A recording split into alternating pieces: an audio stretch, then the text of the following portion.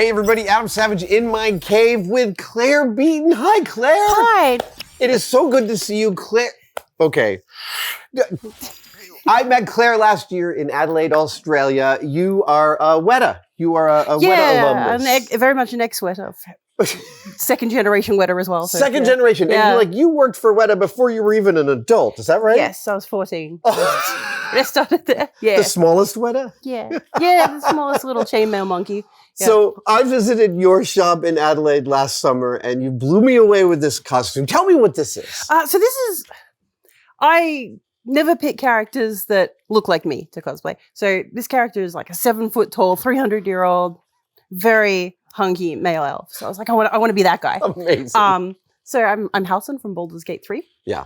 Which is my kind of hyperfixation of video games at the moment.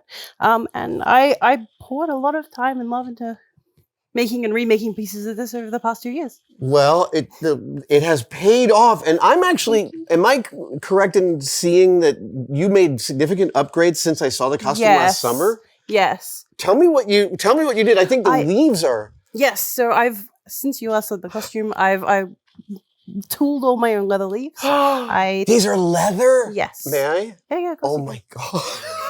This is insane. Yeah. They're, I 3D printed a stamp, made a stamp in Blender, based on the oak leaves from the game files, and got my little leather press and pressed, I think it ended up being 110 of the leaves.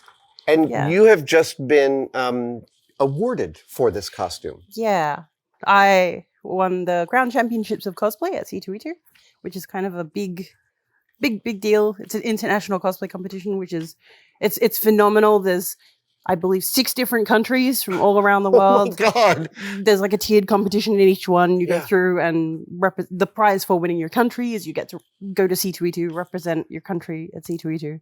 And it's this the experience is one that you make friends for life. Oh, I'll bet. Yeah, forever. Because you all know the suffering that you've all gone through for these costumes, You right? meet these people and you've never met them in your life, and you just lock eyes with them, and it's just like, we know. Yeah, Sometimes I'll bet it's even like one costume part and you're like, I see you. Yes. Oh my gosh. Yeah, so much. There was another person who had similar kind of Tabby, and we were like Tabby friends. Yeah, it was good. Will you call out some of the highlights of the costume? Oh, there's so much to concentrate on. What have we got? I think one of my favorite elements is my medallion. That's a combination of 3D printing and wire work. You did actual, oh my God, this is twisted, beautiful wire work. Yeah, it's something I've been meaning to learn for ages, because I apparently just acquire new skills every time I do something. Yeah. That checks out. Look, working with anything metal always gives you that like dwarven feel, and just sitting there with my tiny little hammer and my tiny piece of wire. It put you in character. It's so fun. It's really anything tactile like that. It's just really fun. And I always try and make things using techniques that feel a bit like they're from the world that they. I love that. Are these 3D printed overlays on top of stamped leather? Yes. So they're printed, they're MSLA printed using a resin called Soraya Tech Tenacious, which is a really cool flexible resin. Use it for a lot of stuff. The spikes on this are also made from that, so it will transport.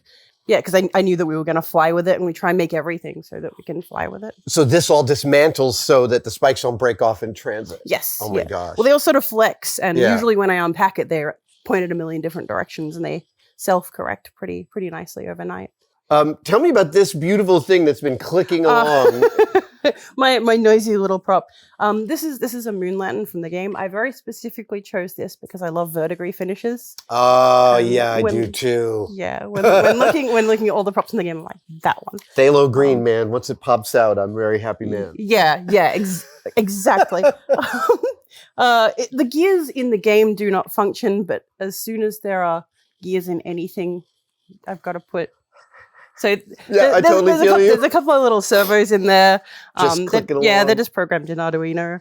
I use a fantastic add-on in Blender called Precision Gears, which I highly recommend to anyone who loves Blender, anyone who wants to get into doing anything involving gears or It will electronic stuff. It will do a lot of the problem solving for you. It's very similar to all the really expensive CAD software that's inaccessible to cosplayers, but it's like a $26 add-on. It's incredible. And you can just kind of drag and drop and play with your gears and design everything yourself, and it's super accessible, and I really like it. I'm not a Blender god like Oren is. Oren is kind of the 3D modeler, but I'm very proud of this because for my skill level at 3D modeling, this is something that I was very happy with. So it must have been thrilling once you got to see the lamp with the finish on. It was. My favorite part of this is actually the window panes. Oh, wow, right. What's going on there? So they're made of PETG, and I 3D printed a little like vac forming attachment for my vacuum cleaner because we don't have a vac former. So I hit each one with the heat gun and then really rapidly grabbed my vacuum attachment that I printed and went goodness, just to get that beautiful like blown glass. Dude, it looks exactly like blown glass. Yeah. So it looks like elven artistry. Yeah. I'm sorry for yelling, but it's really exciting. I love texture and things, and I love trying to.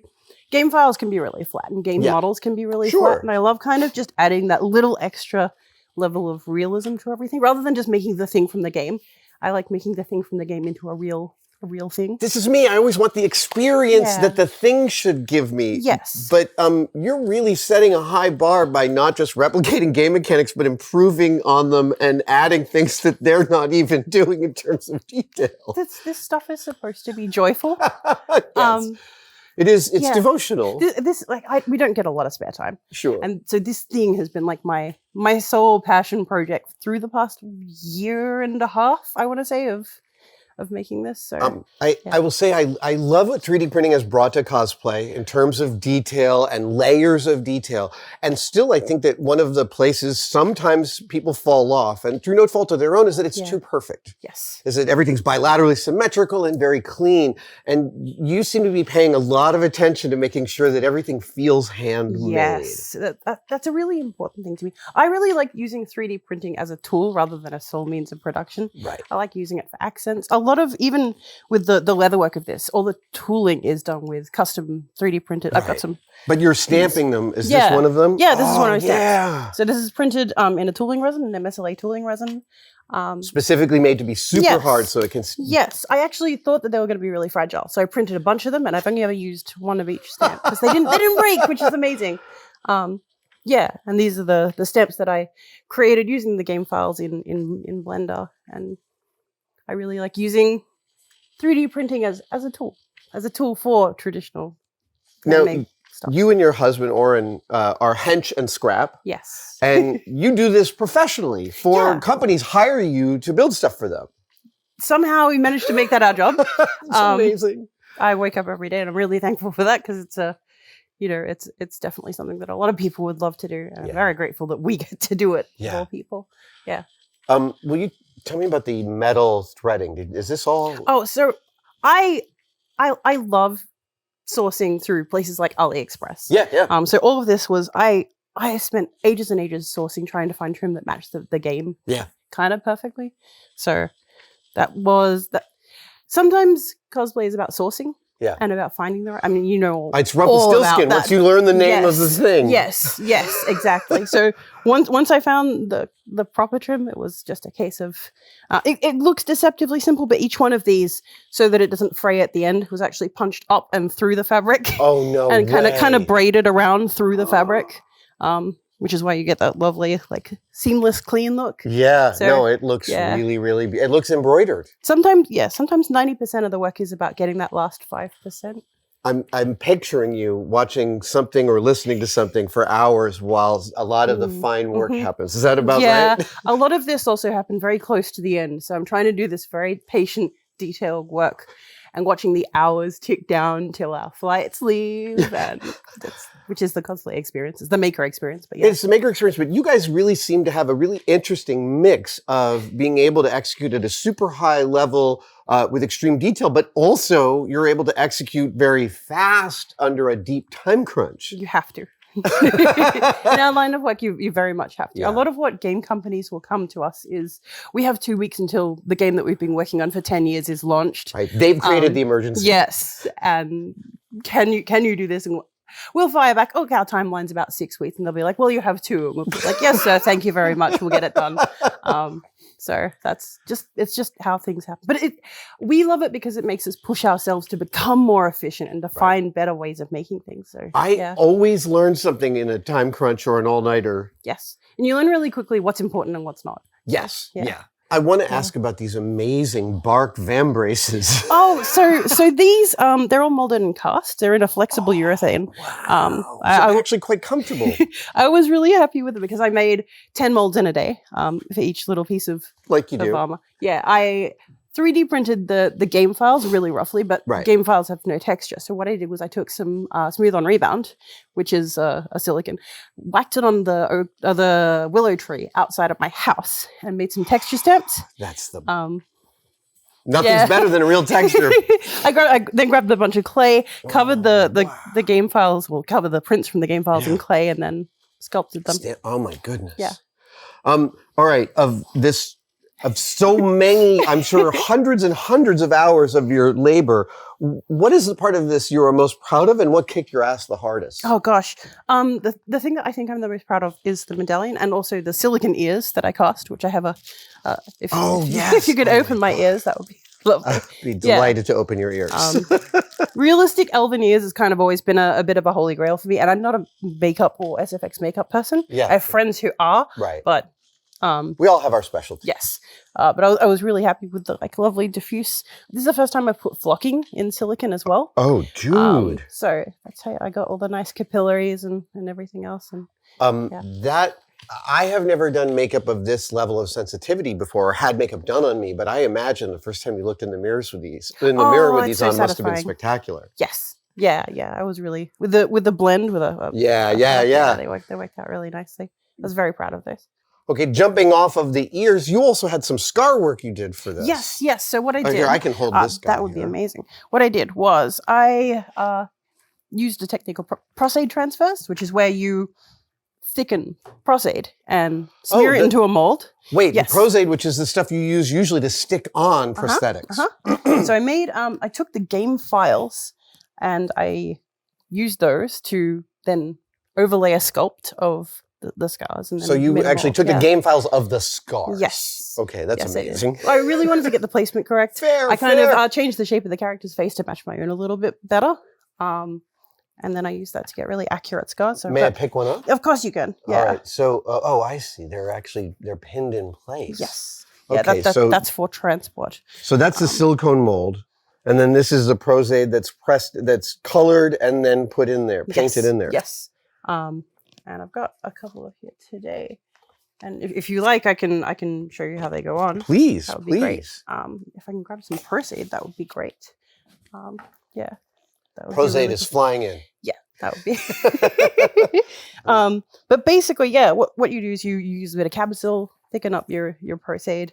I popped, because I love putting flocking in things, because that's a new thing for me. So I do absolutely everything. So for all the capillaries and a quick color, When you say flocking, you mean literal flocking, like the tiny hairs that you put that in the silicone to get a little bit of opacity? You can buy them in like different reds and blues for all the different like subsurface veins and capillaries that you would have in human skin. Here comes the prosade. Ah, awesome. Did you grab a Q-tip? I got you one. Of course you have Q-tip. Right here. Whatever you need. Brilliant. I can put it on my or I can pop it on your hand if. Oh yeah, put it on my hand. Yeah, sick. Okay. So basically, we'll rub some prosade just to get the piece situated down. Yeah, we'll do that, and then because it's made out of prosade, you get a really good amount of stick. I'll give it a couple of seconds. I love the idea of using the glue itself as the medium. It's great because it stays on, and these are great. They stay on all day. I think, oh my gosh, I'm trying to remember the history of these. I think they were first used for the Passion of the Christ, if I'm correct. Yeah, because they had to do crazy turnaround and I know a lot of work with a lot of scarring. Also in difficult locations and... Yeah. Because you can just pop these in a food dehydrator overnight and reuse them all over and over again. There's a technique you can do where you use transfer film, but for brevity's sake, I like to just apply them straight out of the mold. And I'll just wait for this to flash off. And I love how fast this application can be. Let me just press it down a bit. And let's see how this is going to look. Yep. Wow. Straight out of there. And then if you want to thin the edges, just get a tiny bit of IPA, a bit of isopropyl alcohol. Oh, right. And lick down those edges and they will feather off to nothing. Dude, I could fool a doctor with that. Yeah, it's for such a really quick technique, which is great when you're at a convention and you have a hotel room to apply everything. Do you guys do you share some of these techniques? Do you have a YouTube channel? Yes. Well, we have a YouTube channel. We use it very poorly.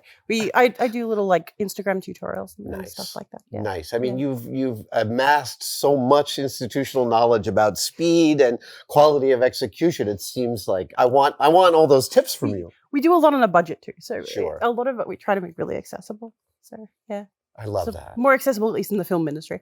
So talk to me about, this is prosthetic makeup, but talk to me about how you integrate your own makeup and then hair work too, because hair work isn't your specialty. Oh, I'm not a wig person. And I love knowing what is and isn't my specialties for what I can bring in. And sometimes I ask people at my table at cons, did you make this? And they're like, no, I commissioned this, I commissioned this, I commissioned this. And I'm like, you have made a costume. Yeah, exactly. And so often you've got to lean on other professionals. Yes. With a competition like this, at this level, it's kind of expected that the person will do everything entirely themselves. Right. So I was like, right, I'm going to have to knuckle down and make myself get better at wig work. Oh, wow. Which was fun. So I dyed this whole thing, and it's a little loose today because I haven't done a proper lace melt at the front of it this morning. It is still left. It's almost just past 9 in the morning. But still the blending and the color is phenomenal on your face. Like it looks very natural. It's harder than you would think to match wig colors with very subtle game textures, and the lighting and is a whole art. So this whole thing is ombre dyed and then airbrushed using Dynaflow paints. And you did all this? Yes. Oh my goodness. Yeah. Does that make you more eager to do wig work on the next costume, or maybe like I'd love someone else to take it? It makes me less intimidated, but it would definitely, in a professional capacity, if we had a job that required a lot of wig work, I would probably outsource that to someone. Fair. Which is something that I need to get better at. Outsourcing things that I'm not proficient at. Which among us can throw stones? Yeah. It's like, I want to do everything. Yeah. Totally. Claire, everything about this is so inspiring. I really appreciate you showing it to me in Adelaide last year, but also bringing it and putting it on this morning. Thank you. Thank you so much. Just gobsmacking. Clare Beaton of Hench and Scrap. We'll include links to their Instagram and everything down below. Dude, come back soon. Thank you. I'd love to. Thank you guys so much for watching. I wanted to remind you about some classic merch we still have available at adamsavage.com, specifically these beautiful pouches. I use these like sidecars for everything I do. I've got them in different categories and different colors, and if you want to know what's inside them, we also sell patches that label them, like for cables or pencils, or if you just want to represent the Savage logo. We also make these in 2 different sizes, small and large, for whatever needs you have. They're available right now at adamsavage.com.